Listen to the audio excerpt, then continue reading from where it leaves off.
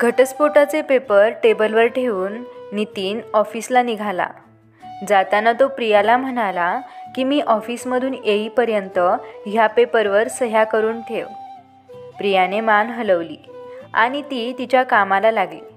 ऑफिसमध्ये आल्यावर त्याने राधाला कॉल केला. त्याने तिला सांगितलं की आज घटस्फोटच्या पेपरवर प्रियाच्या सह्या होतील. लगेच वकिलामार्फत कोर्टात सादर करतो. एकदा घटस्फोट पेपरवर सह्या झाल्या की मग आपण दोघेच, राधाला म्हणाला. यावर राधा त्याला म्हणाली, तुझ्याशिवाय जगणं मुश्किल झालं आहे रे. आता हा दुरावा सहन नाही होत. अजून फक्त काही दिवस थांब. नंतर फक्त तू आणि मी. सगळं आपल्या मनासारखं होईल. चल आता ऑफिसमध्ये भेटू, असं म्हणत त्याने फोन कट केला. संध्याकाळी तो ऑफिसमधून घरी आला तर घर लॉक होतं. त्यानं त्याच्याकडील चावीनं दरवाजा उघडला. हातातील बॅग बाजूला ठेवत सोफ्यावर बसला. कुठे गेली असेल ही? खूप थकून आलोय. मस्त गरमागरम कॉफी प्यायला मिळाली असती, असे मनाशी पुटपुटला. इतक्यात त्याचे लक्ष समोर असलेल्या पेपरकडे गेले. त्याने पटकन ते पेपर उचलले. घटस्फोटाचे पेपर होते ते, आणि त्यावर प्रियाने सही केली होती. त्यासोबत एक चिठ्ठी ठेवली होती. त्यावर लिहिलं होतं की तुमच्या सांगण्यावरून मी या पेपरवर सह्या केल्या आहे. मी तुम्हाला या बंधनातून कायमचं मुक्त केलं आहे. मी हे घर सोडून कायमची निघून जात आहे. माझ्या नकळत माझ्याकडून काही चुका झाल्या असतील तर मला माफ करा. तो मनातून खूप खुश झाला. त्याने लगेच राधाला कॉल केला. राधा डार्लिंग, तुझ्यासाठी एक गुड न्यूज आहे. अगं, प्रियाने सह्या केल्या आहेत आणि ती हे घर सोडून निघून गेली आहे. आता आपला मार्ग मोकळा. तू आत्ताच्या आत्ता इथे राहायला यायचं. चल आवर, पटकन बॅग भर. मी तासभरात पोहोचतोच. अरे थांब थांब, एवढा उतावळेपणा बरा नाही. अगं राधा, आज मी खूप आनंदात आहे. ज्या दिवसाची एवढी आतुरतेने वाट पाहिली तो दिवस इतक्या सहजपणे लवकर येईल असं वाटलं नव्हतं. इतक्या सहजपणे प्रिया घटस्फोट देईल असं वाटलं नव्हतं. पण असो, ठीक आहे. मी सकाळी येतो तुला घ्यायला. तू लवकर आवरून तयार राहा. मग आपण एकत्र नवीन आयुष्याची स्वप्न रंगूया. ओके स्वीट हार्ट, बाय, असं बोलत तिने फोन कट केला. दुसऱ्या दिवशी लवकर उठून नितीन राधाच्या घरी गेला. ती बॅग भरून तयारच होती. नितीनने बॅग गाडीत ठेवली. राधाने घर लॉक केलं आणि ते दोघेही गाडीतून नितीनच्या घरी निघाले, नवीन आयुष्याची सुरुवात करायला. आज सगळं त्यांच्या मनासारखं झालं होतं. 1 वर्षानंतर प्रियाच्या घरी प्रिया TV पाहत बसली. इतक्यात दरवाजाची बेल वाजली. प्रियाने दरवाजा उघडून बाहेर पाहिले तर समोर नितीन उभा होता. त्याची अवस्था खूप वाईट होती. तो खूप थकलेला, अशक्त वाटत होता. चेहरा खूप काळवंडला होता त्याचा. त्याने प्रियाकडे पाहिलं आणि पटकन जाऊन प्रियाचे पाय धरून तिची माफी मागू लागला. प्रिया, मला माफ कर. मी खूप चुकलो. मी तुझा दोषी आहे. प्लीज मला माफ कर. यावर प्रिया म्हणाली, हा काय तमाशा आहे? आधी आत चला आणि नीट बसून माझ्याशी जे बोलायचं असेल ते लांबूनच बोला. नितीन प्रियाच्या पायाशी हात जोडून झुकला होता. त्याच्या डोळ्यात पश्चातापाचे अश्रू होते. तो उठून सोफ्यावर बसला. डोळे पुसत बोलू लागला, प्रिया, तू माझ्या आयुष्यातून निघून गेलीस आणि माझ्या आयुष्याची पूर्ण वाट लागली. तू गेलीस आणि दुसऱ्या दिवशी मी आणि राधा एकत्र राहू लागलो. सुरुवातीचे काही दिवस खूप मजेत गेले. आम्ही एकत्र फिरायला जायचो. सिनेमा, बाहेरचं जेवण, मौज मजा, खूप छान वाटायचं सगळं. पण नंतर मला बाहेरच्या जेवणाचा कंटाळा यायला लागला आणि मी घरच्या जेवणाची चव मिस करू लागलो. मी राधाला म्हणालो, तू घरी स्वयंपाक बनव. रोज रोज बाहेरचं खाणं चांगलं नसतं. शिवाय घरच्या जेवणाची चवच वेगळी असते आणि तसंही बाहेरचं खाऊन तब्येतही बिघडू शकते. त्यावर ती म्हणाली की मला स्वयंपाक करणे वगैरे जमत नाही. त्यापेक्षा आपण एक कामवाली बाई ठेवूयात. मी होकार दिला. हळूहळू सगळं अनपेक्षित घडत गेलं. राधा सकाळी उशिरा उठायची.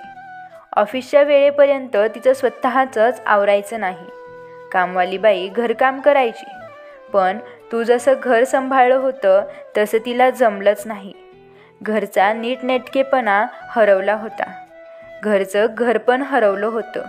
तू जसं घर व्यवस्थित ठेवायचीस, सगळं काही व्यवस्थित टापटीप असायचं. तुझ्या हातच्या जेवणाची चव सगळंच खूप मिस करायला लागलो. मी राधाला म्हणालो की जरा घराकडे लक्ष दे. यावर ती म्हणाली, मी एक वर्किंग वुमन आहे. तुझ्या बरोबरीने ऑफिसमध्ये काम करते.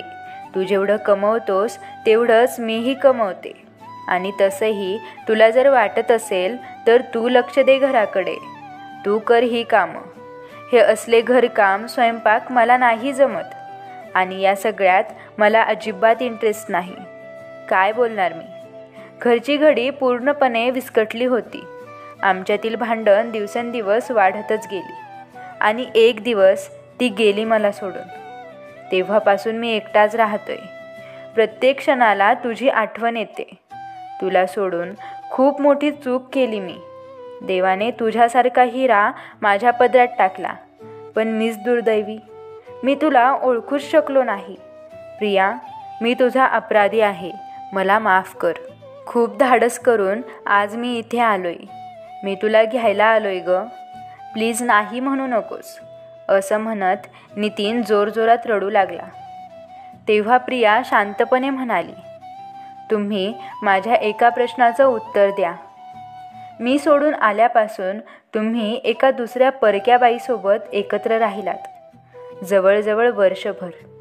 जर मीही तुमच्याप्रमाणेच परक्या पुरुषासोबत राहिले असते तर तुम्ही माझा स्वीकार केला असता का? नितीन तिच्याकडे बघतच राहिला. ती बोलू लागली, आपलं अरेंज मॅरेज झालं. तुमच्या आईवडिलांनी मला तुमच्यासाठी पसंत केलं, पण तुम्हाला मी पसंत नव्हते. आईवडिलांसमोर बोलण्याची तुमची हिंमत नव्हती, म्हणून तुम्ही माझ्याशी लग्न केलं. लग्नानंतर सुनेचा दर्जा तर मिळाला, पण एक बायको म्हणून तुम्ही मला कधी वागवलं नाही. एक पत्नी म्हणून मला तुमचं प्रेम कधी मिळालंच नाही. फक्त एक सून म्हणूनच त्या घरात वावरत होते.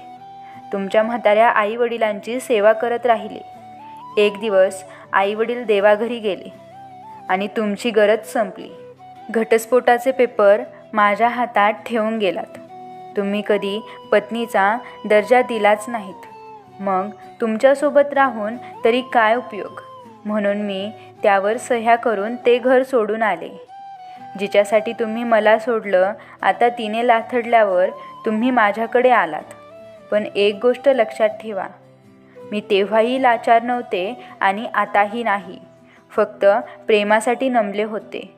ते प्रेम तुमच्याकडून कधी मिळालंच नाही. आणि आज त्याच प्रेमाची अपेक्षा ठेवून तुम्ही माझ्याकडे आलात. पण ते प्रेम तुम्हाला माझ्याकडून या आयुष्यात कधीच मिळणार नाही. तर मित्रांनो, लेखकाने ही कथा खूप छान पद्धतीने लिहिली आहे. आपल्या समाजात अशा खूप प्रिया असतील आणि नितीनसारखी माणसं प्रत्येक पावलावर भेटतील. पण हा समाज फक्त प्रियालाच नाव ठेवतो, कारण नितीन हा पुरुष आहे आणि म्हणून त्याला कसंही वागण्याचं स्वातंत्र्य आहे. तसंच जर का प्रिया वागली असती तर नितीनने तिला माफ केलं असतं का? नाही, कारण ती एक स्त्री आहे. मित्रांनो, महिला आज खूप उंच पदावर कार्यरत आहेत. त्या स्वावलंबी आहेत, आत्मनिर्भर आहेत. पण खरंच त्यापैकी किती जणी स्वातंत्र्यपणे जगतात? अर्थात तुम्ही म्हणाल की स्वातंत्र्य म्हणजे काय? तिने हवं तसं वागायचं का? मला फक्त एवढंच म्हणायचं आहे की प्रत्येक स्त्रीला स्वाभिमानाने जगता आलं पाहिजे. तिच्या आयुष्याचे निर्णय इतरांनी घेऊ नये. तुम्हाला काय वाटतं? प्रियाने जो निर्णय घेतला तो खरंच योग्य आहे की नाही? मित्रांनो, हे मला कमेंट करून तुम्ही नक्की कळवा. आणि अशाच नवनवीन कथा बघण्यासाठी आपल्या चॅनलला सबस्क्राईब करायला विसरू नका. धन्यवाद.